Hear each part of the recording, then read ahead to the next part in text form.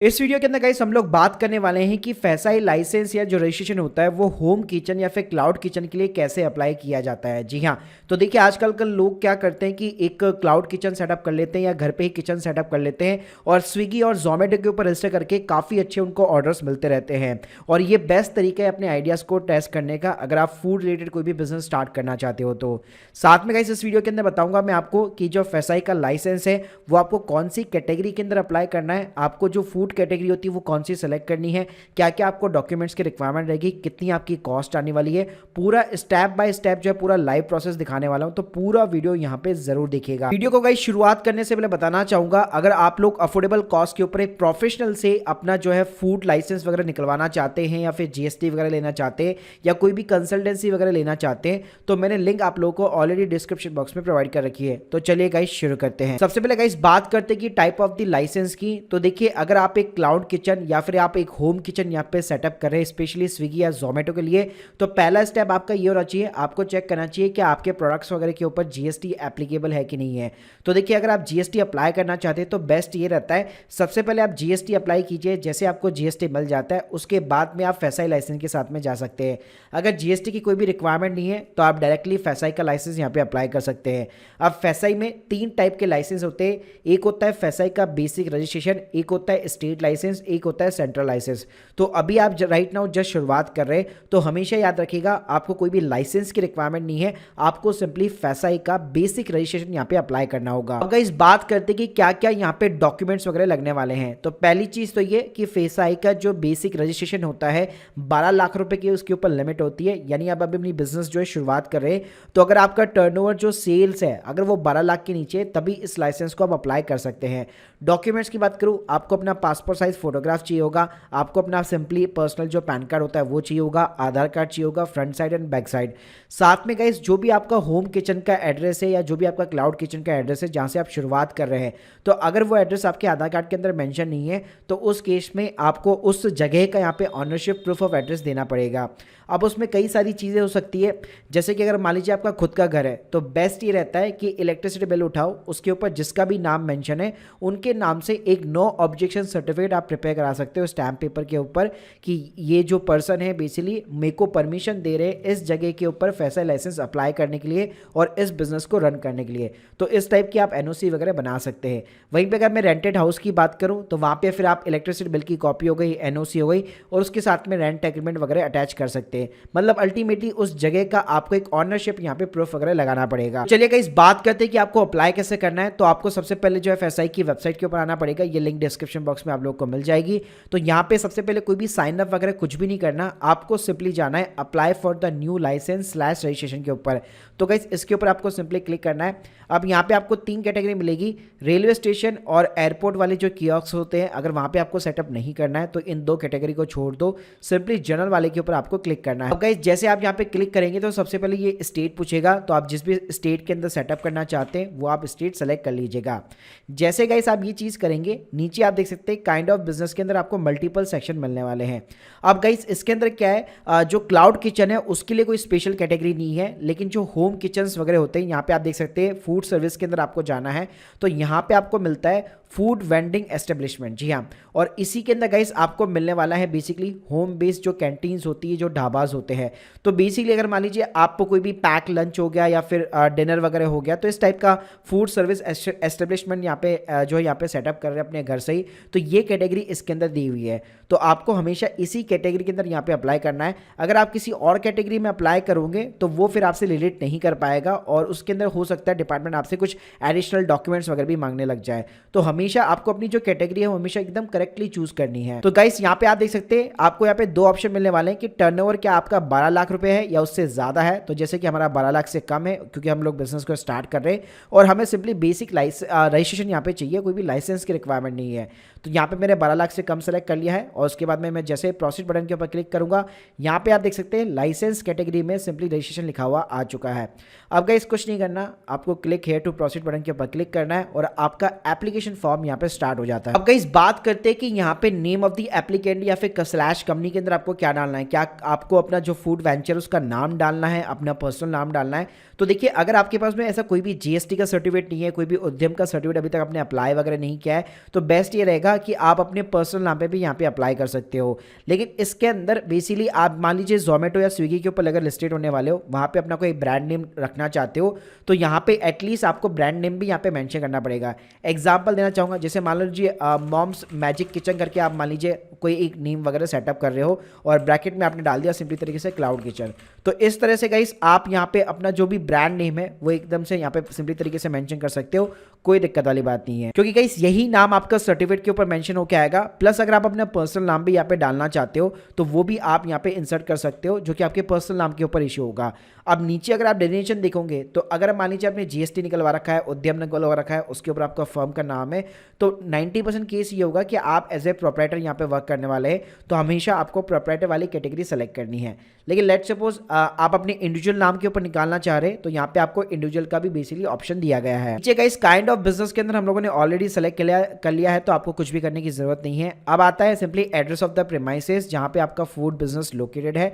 तो यहाँ पे आपको सिंपली तरीके से अपना होम जो किचन आप सेटअप कर रहे हैं उसका सिंपली तरीके से पूरा एड्रेस डालना है पिन कोड के साथ में। उसके बाद में गाइस यहाँ पे आपसे पैन नंबर भी पूछा जाएगा, जो आपका पर्सनल पैन कार्ड नंबर है, सिंपली तरीके से आपको वही इंसर्ट करना है। यहाँ पे आपने गाइस यहाँ पे आपने जो पैन नंबर डाला हुआ है, ये आपसे पैन की डिटेल्स पूछेगा, पैन नंबर होल्डर्स का नाम पूछेगा, डेट ऑफ बर्थ पूछेगा, उसका जेंडर पूछेगा, प्लस आपको कंफर्मेशन देनी है कि हाँ मैं एफएसआई को यहाँ पे जो है यूज करने दे रहा हूँ अपना पैन कार्ड नंबर वगैरह। जैसे गाइस आपका एक पैन कार्ड यहाँ पे वेरीफाई हो जाता है, तो यहाँ पे आप देख सकते हैं पैन डिटेल्स आपकी सिंपली तरीके से वेरीफाई हो चुकी है और नीचे भी आपके सिंपली तरीके से डिटेल्स वगैरह आ चुकी है।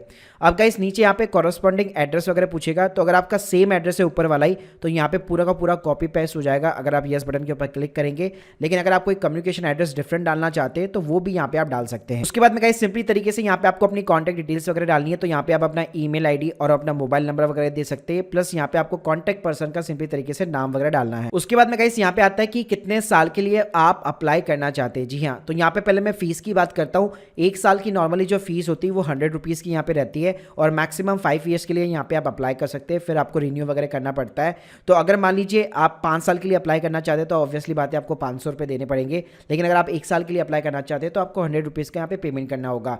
1 साल बाद में वापस आप रिन्यूअल वगैरह करा सकते हैं, तो उसमें कोई दिक्कत वाली बात नहीं है। तो वो आपके ऊपर डिपेंड है कि कितने साल के लिए यहाँ पे आप अप्लाई वगैरह करना चाहते हैं। अब गाइस यहाँ पे आता है details of the food item propose to be manufacture और सोल्ड। जी हाँ, तो यहाँ पे आप अपने बेसिकली जो आप अपना होम किचन जो सेटअप करने वाले हैं उसमें क्या क्या चीज़ें यहाँ पे बनाने वाले हैं, तो उसकी आपको यहाँ पे फूड कैटेगरी सेलेक्ट करनी पड़ेगी। तो वैसे आप यहाँ पे नॉर्मली देखिएगा तो यहाँ पे आपको 20 से 21 कैटेगरी मिलने वाली है, लेकिन हर एक कैटेगरी के अंदर आपको बहुत सारे प्रोडक्ट्स मिलने वाले हैं। तो गाइस इसके लिए क्या करने वाला हूँ, मैं आप लोगों को एक पीडीएफ का यहाँ पे सपोर्ट वगैरह प्रोवाइड कर दूंगा।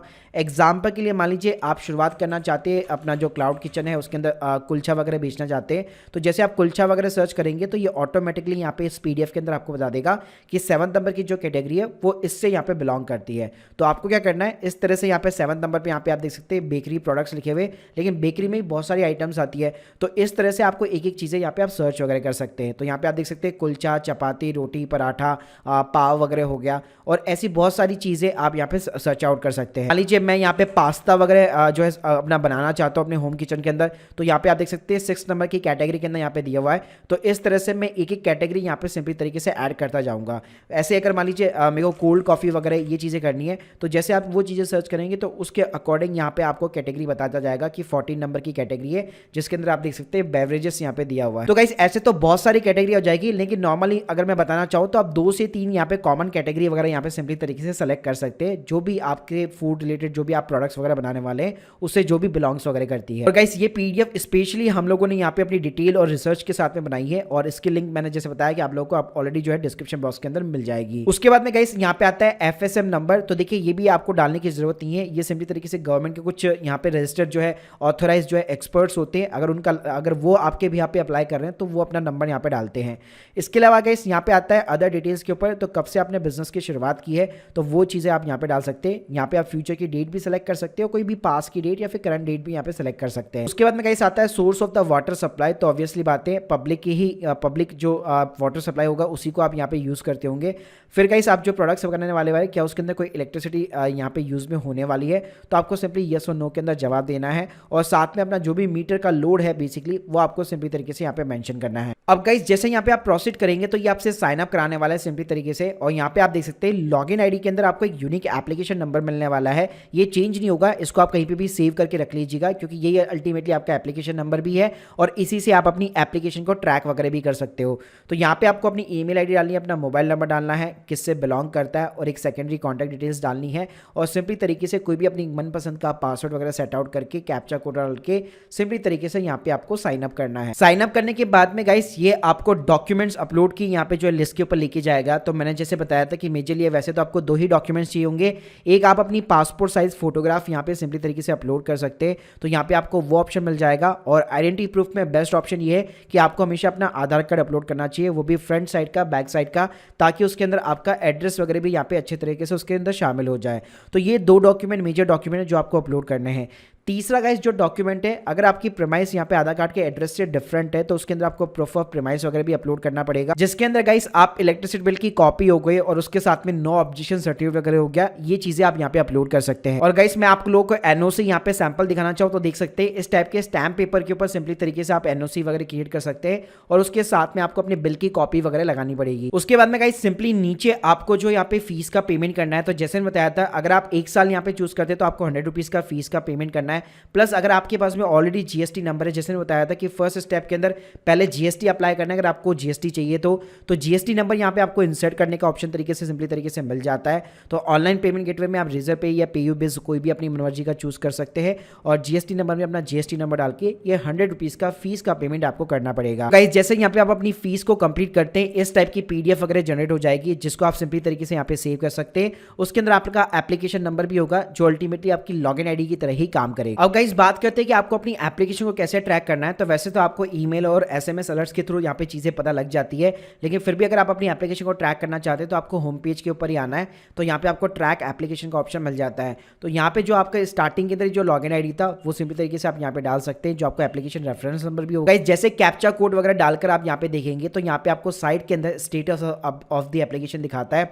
तो यहाँ पे आपको स्टेजेस बताएगा। तो अगर आपने एप्लीकेशन रिसेंटली जस्ट सबमिट की है तो आपको बताएगा कि अभी एप्लीकेशन केवल आपकी सबमिट हुई है। अगर आपकी एप्लीकेशन इनकम्प्लीट है तो आपको इनकम्प्लीट दिखाएगा।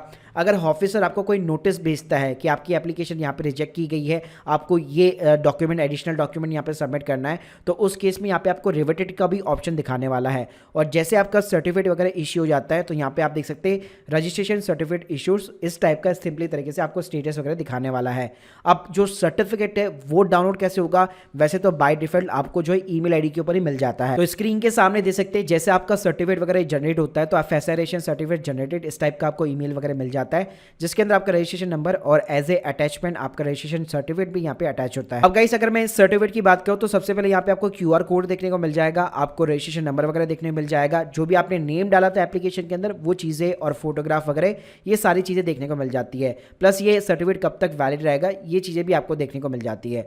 अब देखिए यहाँ पे कोई भी आपको रबर स्टैम्प या कोई भी ना फिजिकल सिग्नेचर नहीं मिलने वाला है, क्योंकि ये सॉफ्ट कॉपी के थ्रू यहाँ पे मतलब डिजिटली बेसिकली इशू किया गया है गवर्नमेंट के द्वारा। तो यहाँ पे कोई भी इसको जो है ट्रैक वगैरह कर सकता है, वेरीफाई कर सकता है रजिस्ट्रेशन नंबर के थ्रू। ये पब्लिकली मतलब कोई भी यहाँ पे बंदा जो है इजीली FSI की साइट के ऊपर जाकर जैसे ये लाइसेंस नंबर डालेगा, रजिस्ट्रेशन नंबर डालेगा, उससे ये लाइसेंस की जो है वैलिडिटी वगैरह सारी चीजें ट्रैक हो जाती है। गाइस यहाँ पे मैं चाहे जोमेटो की बात करूँ या फिर लेट्स सपोज अगर मैं यहाँ पे स्विगी की भी बात करूँ तो सभी जगह आपको FSI detail, GST, pan details वगैरह ये दोनों चीजें बेसिकली यहाँ पे आपको जो है सबमिट वगैरह करनी पड़ती है जब भी आप इन पोर्टल्स के ऊपर एज ए साइन अप वगैरह करते हैं। Guys hope you like this video, please subscribe channel. अगर आप लोग एक प्रोफेशनल के थ्रू बेसिकली अपना पूरा क्लाउड किचन के सारे लीगल डॉक्यूमेंट्स वगैरह प्रिपेयर कराना चाहते हो, लिंक मैंने आप लोगों को ऑलरेडी डिस्क्रिप्शन बॉक्स के अंदर दे रखी है। Thank you guys, thank you very much.